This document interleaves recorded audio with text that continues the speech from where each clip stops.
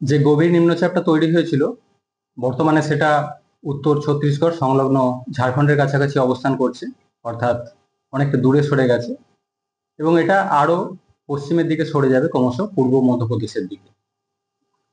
তবে মৌসুমী অক্ষরেখা দক্ষিণবঙ্গের ওপর দিয়েই রয়েছে বর্তমানে এবং সেই সাথে বঙ্গোপসাগর থেকে জলীয় বাষ্পের প্রবেশ বেশি রয়েছে, ফলে বৃষ্টিপাত কিছুটা হয়তো কমবে, তবে দু এক জায়গায় স্থানীয়ভাবে ভারী বৃষ্টির সম্ভাবনা আগামী 4-5 দিনের মধ্যে কন্টিনিউ করবে দক্ষিণবঙ্গে।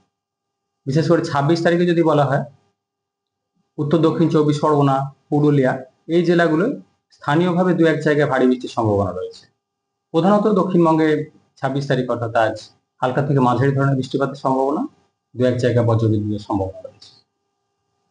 27 তারিখে কিছুটা কমবে আরো, তবে হালকা থেকে মাঝারি ধরনের বৃষ্টি 27 তারিখেও কন্টিনিউ করবে। 28-29 তারিখ আবার সামান্য একটু বাড়ার সম্ভাবনা রয়েছে বৃষ্টিপাত। দু এক জায়গায় ভারী বৃষ্টির সম্ভাবনা রয়েছে 28 তারিখ নাগাদ, বিশেষ করে পূর্ব পশ্চিম বর্ধমান, বীরভূম, মুর্শিদাবাদ, নদিয়া এই জেলাগুলো দু এক জায়গায়।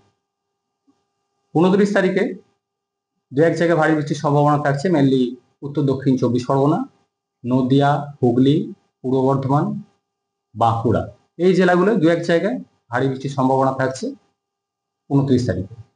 অন্যান্য জেলাগুলো মাঝারি ধরনের বৃষ্টিপাতের সম্ভাবনা থাকবে 28 থেকে 29-এর মধ্যে। 30 তারিখে কিছুটা কমবে আবার, তবে বীরভূম, মুর্শিদাবাদ এই জেলাগুলো দু এক জায়গায় স্থানীয়ভাবে ভারী বৃষ্টির সম্ভাবনা 30 তারিখেও কন্টিনিউ করছে। অন্যান্য জেলাগুলো হালকা থেকে মাঝারি বৃষ্টির সম্ভাবনা থাকবে 30 তারিখ।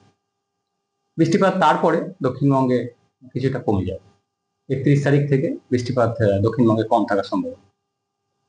কলকাতা পার্শ্ববর্তী অঞ্চলের জন্য আগামী 24 ঘন্টায় কয়েক পশলা বৃষ্টিপাতের সম্ভাবনা রয়েছে, মেনলি হালকা থেকে মাঝারি ধরনের বৃষ্টিপাতই থাকবে কলকাতা পার্শ্ববর্তী অঞ্চলে।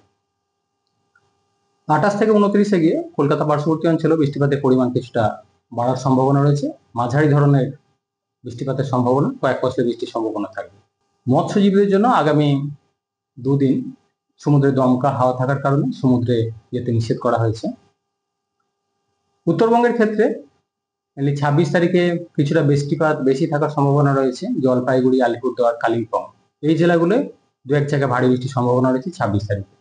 27 তারিখে বৃষ্টিপাত উত্তরবঙ্গে আরেকটু বাড়ার সম্ভাবনা, দু এক জায়গায় ভারী থেকে অতি ভারী বৃষ্টির সম্ভাবনা রয়েছে, মেনলি জলপাইগুড়ি, আলিপুরদুয়ার এই জেলাগুলো। আর দার্জিলিং, কালিম্পং, কোচবিহার এই জেলাগুলো দু এক জায়গায় ভারী বৃষ্টির সম্ভাবনা 27 তারিখ। 28 তারিখে মেনলি কালিম্পং এবং সেই সাথে দক্ষিণ দিনাজপুর, মালদা এই জেলাগুলোয় কিছুটা বেশি থাকবে, দু এক জায়গায় ভারী বৃষ্টির সম্ভাবনা রয়েছে এই জেলাগুলো। 29-30 তারিখে উত্তরবঙ্গে কিছুটা আবার কমে যাবে।